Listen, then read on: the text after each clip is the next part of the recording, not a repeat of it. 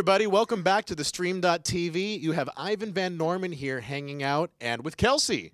Yeah. So, Kelsey, how's it going? Oh, it's going great. We have a wonderful mix tonight of both Season 1 and Season 2 people, so I'm really happy that you're taking some time with me to just chat so we can get to know you a little bit better. Oh, definitely. You know? So are you enjoying the party out there right now?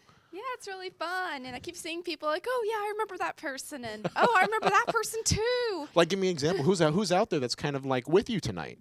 Well, I see Pom Pom Kitty. Mindy made an appearance. Mindy totally made it out tonight, I right? guess, like, originally I thought, oh, she's just there because she, you know, she's good looking. You know, she's very pleasant facial features and very, you know, pleasant to look at, but she's actually a real nerd. Right, like, and really, she is. And she's kind of a cult image in this whole freaking world, this legacy that we've created now because the show is amazing. We just got done trending on Twitter. Yeah. All right. What? Like, what in the U.S. this whole episode is like because of you guys, because of all of the participation that you've been doing. We are now, you know, a hot thing on Twitter, and that's hard to do. You know? Yeah, we love the fans. We love all of you. And it's only going to get better. Oh, yeah, so, definitely. you know, so tell me, Kelsey, like, so you came out, you're looking amazing tonight, by the way, too, totally representing Sailor Moon. Yes. So, you know, so tell me just a little bit about who you are. Like, what did you feel like you didn't get an opportunity to really tell? Because you've seen it. We're not telling you too much about the episode, but we did see the East Coast feed. But tell me a little bit of what people can expect to hear from you that you didn't get to see on the episode tonight.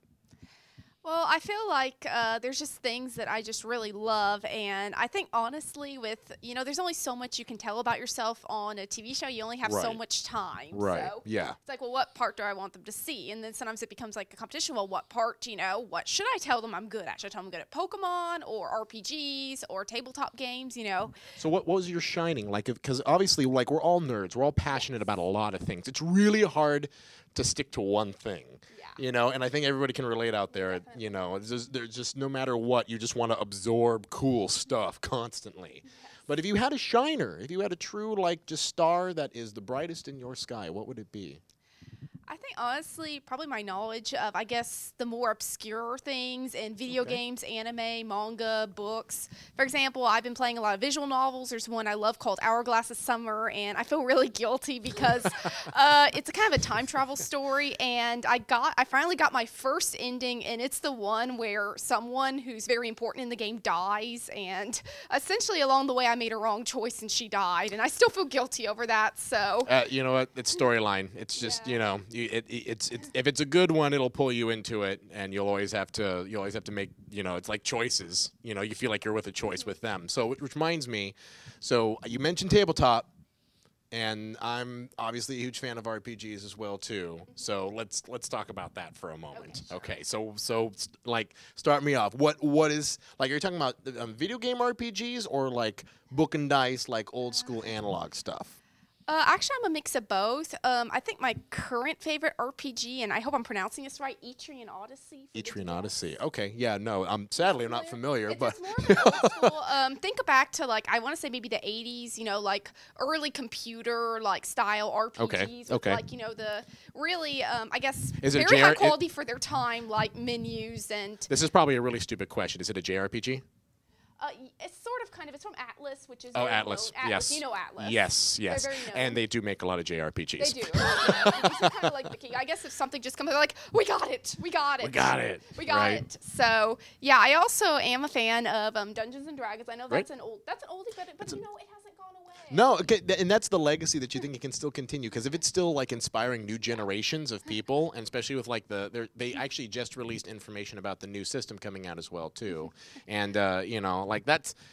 I mean, come on. Like, when was your first game? Who ran, like, at what age did you first run your campaign? Because I'm certain, were you the only girl in that group as well, too? No, actually, the group I was in had, like, quite diverse. We had guys and girls, so that was very cool to see, especially, you know, bucking that trend. Right. Thank you. Thank you.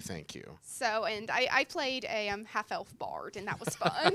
The bards. I like bards. Bards are by far my favorite class. Oh, that's awesome. So, of course, musical, right? So, yes. You know, now, do you which system was it? AD&D, 3.5, 4.0? Remember? No, it would have have to have been a couple years ago. Okay. I kind of lost track. That's fair. I do like to look at the books because they look pretty. Right. But art is awesome yes, in it. definitely. So, and I like learning about all the different things you can do, all the skills you can acquire. That is very, very neat to me. So did you feel like because you had some tabletop background, did that ever come into play at all when you were on the show? Did that ever like did that ever get an opportunity to have you shine with that? Well, I can't really give too much away, but you can. I can say like there's a lot of tabletop. A lot more than I expected on the show. That seems something that's kind of, even now, I think video games have become very prominent, but I feel like tabletop RPGs really have not as much.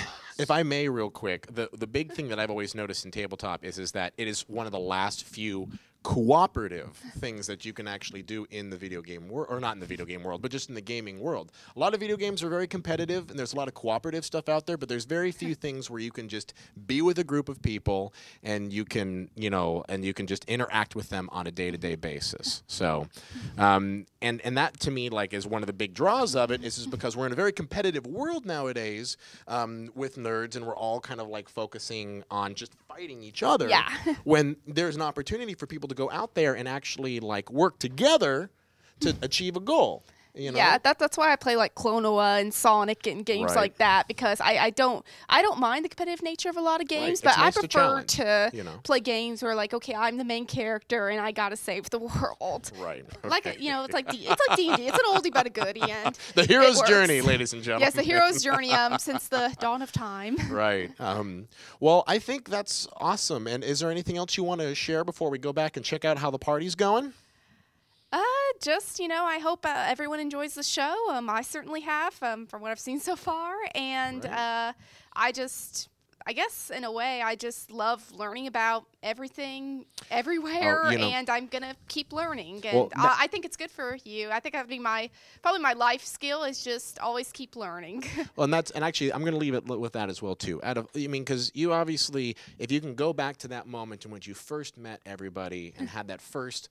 and for me, it was the same thing as well, too. Meeting all the nerds for the first time when you come into something was a very euphoric experience. Yes. Just like being with the people who really get you. Yeah. Even though you don't know them, they all get you. So how, I have to tell you, how was that for you? Did you have a similar experience?